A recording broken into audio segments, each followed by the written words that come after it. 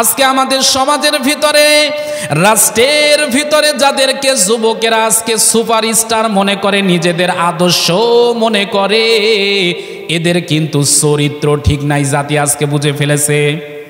আজকে যারা সমাজের ভিতরে ভালোবাসার প্রশিক্ষণ দেয়, যারা আজকে জীবন সংসারটাকে সুন্দর করে সাজাবার জন্য সিনেমার মাধ্যমে, নাটকের মাধ্যমে যুবকদেরকে ট্রেনিং দেয়, অথচ তাদের সংসারেই দেখেন হাজারো সমস্যা। যে যুবকদের কাছ থেকে যারা আদর্শ শিক্ষা নেয়, আজকে ওই সকল সুপারস্টারদের কয়টা বউ জাতেই জানে না, নিজে তো জানেই না। ওই যুক্তি মানুষগুলোর আদর্শ হয়, তাহলে তাদের আদর্শ থেকে জাতি কোনোদিন ভালো কিছু শিখতে পারে না। আজকে বাংলাদেশে হাজারো সমস্যা থাকার পর সাংবাদিকদের কাছে আমরা এ সকল নিউজগুলো খুঁজে পাই না। দেশে এখন দ্রব্যমূল্যর ঊর্ধ্বগতি, এ কথাগুলো আজকে সাংবাদিকেরা রিপোর্ট করে না। কে আজকে কখন মা হলো, কে কখন বাবা হারিয়ে ফেললো, কার কয়টা স্বামী হলো, আজকে নিউজে আমরা এটাই দেখতে পাই। বর্তমানে সারা বাংলাদেশে আলোচিত নিউজ হলো সাকিব, অপু, বুবলির দিন শেষ, পূজা চেরির বাংলাদেশ। একটা মানুষের কতগুলো যে বউ লাগে দেখতে চাইলে বাংলাদেশে আজকে যিনি কিং খাং বলে দাবি করেন তার দিকে তাকালেই বোঝা যায়। আজকে সাকিব, অপু, বুবলি, আবার পূজা চেরির নাম শোনা যাচ্ছে। এছাড়া তার নাকি আর একটা প্রথম দিকের স্ত্রী ছিল, যার নাম রাত্রি।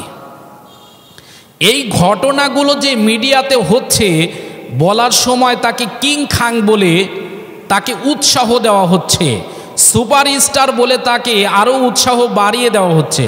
কিন্তু এই ঘটনাটা যদি আলেমের সাথে হতো, তাহলে কি যে হতো, বাংলাদেশে টুপিওয়ালা দাড়িওয়ালা থাকা মুশকিল হয়ে যেত। যার আমরা জ্বলন্ত প্রমাণ দেখেছি, মামুনুল হককে যখন রিসোর্টে দেখা গিয়েছিল তার স্ত্রীর সাথে, তিনি সেদিন কিন্তু বলেছিলেন এটা আমার বিবাহিত স্ত্রী, অথচ সাংবাদিকেরা সেদিন সোনারগাঁয়ে গিয়ে বলেছিল আপনার যদি স্ত্রী হয়ে থাকে তাহলে কাবিন নামা দেখান। আজকে সাকিব, বুবলির সন্তান পাওয়া যায়, বাবাকে সাংবাদিকদের খুঁজতে হয়। অপু যখন মা হয়, সাংবাদিকের কাছে এসে বলতে হয় আমার সন্তানের বাবার অধিকার ফিরিয়ে দাও। পরিমণি যখন সন্তানের বাবা হয়, তখন মিডিয়ায় এটা হেডলাইন করে ছাপানো হয়। পূজা চেরি যখন সাকিবের সাথে প্রেমের নেশায় ব্যাকুল হয়ে যায়, এটা হেডলাইনে ছাপা হয়। কিন্তু বাংলাদেশে কেউ বলে না আপনাদের যে বিবাহ হয়েছে তার কাবিন নামা কোথায়, আপনার যে স্বামী আছে স্বামীর পরিচয় ছাড়া এই বাচ্চা কে, আপনি কোথা থেকে পেলেন, আপনার সন্তানের বাবাকে আপনাকে বলতে হবে। এই কথাগুলো আমরা মিডিয়াতে একটা সাংবাদিকের মুখেও শুনিনি। তার মানে একই উঠানে দুই রোদ যেন পড়তেছে। এ মুসলমানের সন্তানেরা, তার মানে হলো এই পৃথিবীর জমিনের দিকে যদি আপনি আমি তাকাই, পৃথিবী যে একটা শেষ প্রান্তে চলে এসেছে। কিয়ামত খুব নিকটে, কিয়ামত খুব নিকটে। নবী আমার বলেছে এমন একটা সময় আসবে যখন পাপ করাটাকে মানুষেরা কিছুই মনে করবে না। আল্লাহর নবীজি বলেছেন কিয়ামতের আগে জেনা ব্যভিচার করাটাকে তারা অপরাধী মনে করবে না। যদি তাই না হতো, আমরা সাধারণত জানি বিবাহের পরে বাচ্চা হয়, আর মিডিয়া পাড়াতে আমরা দেখতেছি আগে বাচ্চা হয়, তারপরে বিবাহ পড়ানো হয়, তারপরে হলুদ দেওয়া হয়। একটা সাংবাদিক জিজ্ঞাসা করেন আপনাদের বিবাহ হলো না, তালি বাচ্চা পেলেন কোথায়, অথবা বাচ্চা হলো আপনার বিবাহের কাবিন নামা কোথায়? হায় রে হায়, মানুষ একদিকে রোদ দেখে আর একদিকে বৃষ্টি দেখে। মুসলমানের সন্তানেরা চিন্তা করা দরকার, একটা সন্তানের বাবা কিন্তু একজন যদি থাকে, মা যদি চারজন হয় কোনো আপত্তি নাই, কিন্তু একজন সন্তানের যদি মা চারজন না হয়ে বাবা চারজন হয় আর মা যদি একজন হয়, বুঝতে হবে এটা পরিবার নয়, এই পরিবারের ভিতরে বেশ্যাখানা তৈরি হয়ে গেছে। আজকে আমাদের সমাজের ভিতরে, রাষ্ট্রের ভিতরে যাদেরকে যুবকেরা আজকে সুপারস্টার মনে করে, নিজেদের আদর্শ মনে করে, এদের কিন্তু চরিত্র ঠিক নাই, জাতি আজকে বুঝে ফেলেছে। আজকে যারা সমাজের ভিতরে ভালোবাসার প্রশিক্ষণ দেয়, যারা আজকে জীবন সংসারটাকে সুন্দর করে সাজাবার জন্য সিনেমার মাধ্যমে, নাটকের মাধ্যমে যুবকদেরকে ট্রেনিং দেয়, অথচ তাদের সংসারেই দেখেন হাজারো সমস্যা। যে যুবকদের কাছ থেকে যারা আদর্শ শিক্ষা নেয়, আজকে ওই সকল সুপারস্টারদের কয়টা বউ জাতেই জানে না, নিজে তো জানেই না। ওই যদি মানুষগুলোর আদর্শ হয়, তাহলে তাদের আদর্শ থেকে জাতি কোনোদিন ভালো কিছু শিখতে পারে না। অথচ এই পৃথিবীর জমিনে আদর্শর যদি মানুষ পৃথিবীর জমিনে থাকে, তবে নবী মুহাম্মাদের আদর্শ গ্রহণ করা দরকার। এই পৃথিবীর জমিনে নবী মুহাম্মাদুর রাসূলুল্লাহ সাল্লাল্লাহু আলাইহি ওয়াসাল্লামের আদর্শ যদি কোনো জাতি গ্রহণ করতে পারে, ওই জাতিটাকে আমার আল্লাহ রব্বুল আলামিন জিরো থেকে হিরো বানায়া দিবে। এ মুসলমানের সন্তানেরা, এই পৃথিবীর জমিনে একজন মানুষের আদর্শের দিকে যদি আমরা তাকাই, পিতা তিনজন হতে পারে। এক হলো আদি পিতা, আমাদের প্রত্যেকের আদি পিতা হচ্ছে হযরতে আদম আলাইহিস সালাতু ওয়াস সালাম, এতে কোনো সন্দেহ নাই।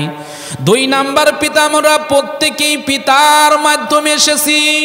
হযরতে ঈসা আলাইহিস সালাতু ওয়াস সালাম ছাড়া এই পিতা হচ্ছে আমাদের জন্মদাতা পিতা। আর তিন নাম্বার পিতা হলো মুসলমানদের জাতির পিতা। এছাড়া পিতা কিন্তু বেশি থাকা ভালো না, অথচ আজকে আমাদের সমাজে পিতার অভাব নাই। কেউ শিকল বাবা, কেউ জটালা বাবা, কেউ কলা বাবা, কেউ গাঞ্জা বাবা, কেউ হিরো বাবা, ওরে কেউ তালা বাবা, কেউ বাঁশ বাবা, আবার এখন বাড়িয়েছে ডিজিটাল বাবা। ওর বাবা যে কত লাগে আল্লাহ ছাড়া কেউ জানে না। মানে যেগুলো কাপড় চোপড় পরে না, ওইগুলো দেখলে অনেক মানুষ মনে করে যে এই বাবার ভিতরে মাল আছে। আরে কি মাল আছে সেটা তো দেখাই যাচ্ছে, আর কি দেখতে চান? এ মুসলমানের সন্তানেরা, তার মানে এই তিনটা বাবা ছাড়া কিন্তু বাবা বেশি হওয়া ভালো না। অথচ আজকে আমাদের সমাজে অনেকের বাবা অনেক বেশি। ইব্রাহিম আলাইহিস সালাতু ওয়াস সালাম আমাদের যে জাতির পিতা হয়েছেন, তার জন্য তাকে অনেক ত্যাগ স্বীকার করা লাগছে। আল্লাহ পাক রব্বুল আলামিন বলেন, ওয়াইজিবতালা ইব্রাহিম রব্বুহু বিকালিমাতিন ফাআতাম্মাহুন্না ক্বালা ইন্নী জাইলুকা লিন্নাসি ইমামা। আল্লাহ রব্বুল আলামিন বলেন, আমার ইব্রাহিমকে আমি অনেকবার পরীক্ষা নিয়েছি, আর প্রত্যেকটি পরীক্ষাতে আমার খলিল পরীক্ষায় পাশ করেছে, যার কারণে তাকে আমি মানব জাতির জন্য নেতা বানিয়ে দিয়েছি। ইব্রাহিম আলাইহিস সালাতু ওয়াস সালামের পরিচয় ইব্রাহিম খলিলুল্লাহ, আর আপনার আমার নবীর পরিচয় হচ্ছে আমার নবী হাবিবুল্লাহ। হাবিব মানেও বন্ধু, খলিল মানেও বন্ধু, কিন্তু লোগতগত কিছু পার্থক্য আছে। আল্লাহ পাক রব্বুল আলামিন বলেন, খলিল হলো তিনি যাকে আমি বলেছি, ও ইব্রাহিম আমার সন্তান সন্তুষ্টির জন্য এই মুহূর্তে তুমি খাতনা করো।